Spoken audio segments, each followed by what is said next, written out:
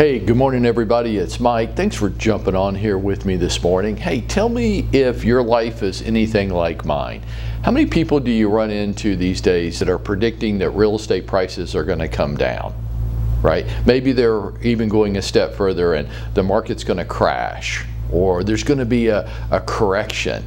Yeah, however they want to say it, what they're saying is, well, I don't want to do anything right now because I think something in my favor is going to happen in the future. Yeah, I know people like this in my life too, and they've been saying this stupid shit for 2 years and it still hasn't happened. The amount of people that I know that barely got out of high school but today have macroeconomic global financial model opinions is unbelievable to me. And while at the same time, you know what they are? They're also epidemiologists. They were barely able to get out of high school, but somehow they know everything about everything. Isn't it amazing? Well, if you're familiar with the very popular radio talk show host, Dave Ramsey, and I like Dave because Dave's very credible. He's not a bomb thrower. He's not into the hype.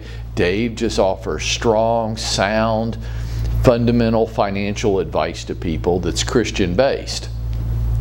I've never really heard Dave get extreme, just very well thought out, sound thought process. Well, this week Dave posted a video about what he thinks is going to happen with residential real estate and addressing some of these unfounded concerns. And what I want to do is I want to encourage you.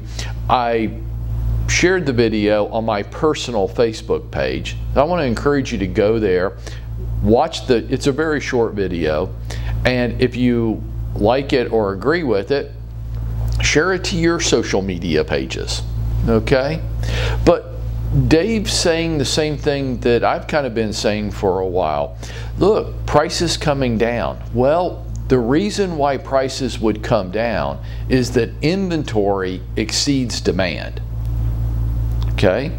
So the number of homes for sale would have to be more than the number of people that are looking to buy. And right now, that's just not true.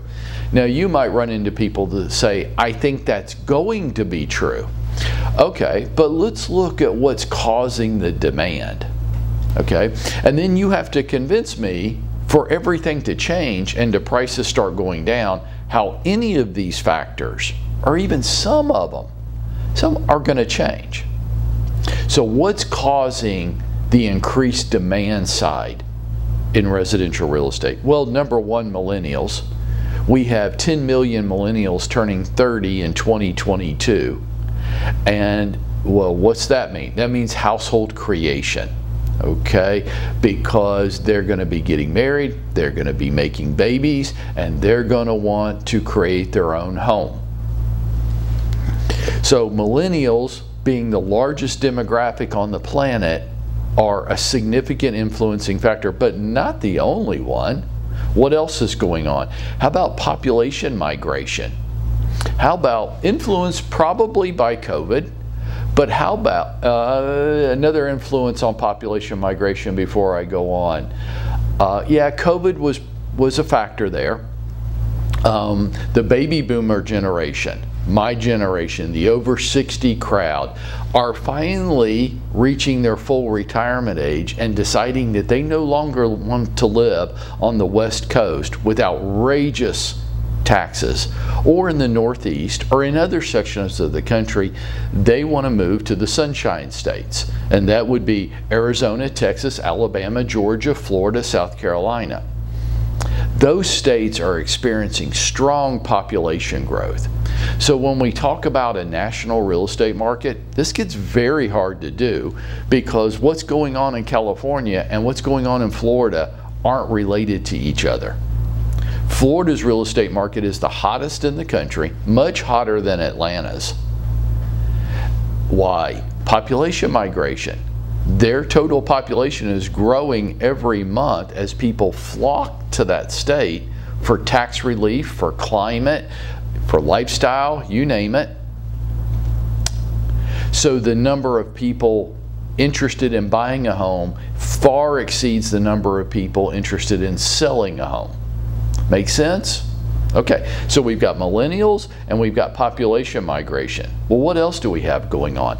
How about investor demand? Institutional investors, large funds with virtually unlimited money behind them. And Atlanta is a focused market, the #1 market in the country, according to the Wall Street Journal, for investor activities. As a matter of fact, in the month of May, according to the Wall Street Journal, investor activity accounted for 34% of total sales in the Atlanta market for the month of May.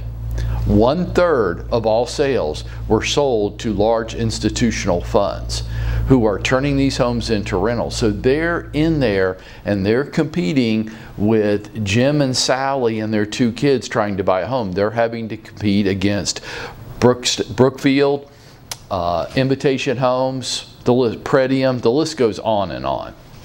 So you've got millennials, you've got population migration, you've got institutional investor demand. What else do you have? Well, even with rates climbing, they're still historically low.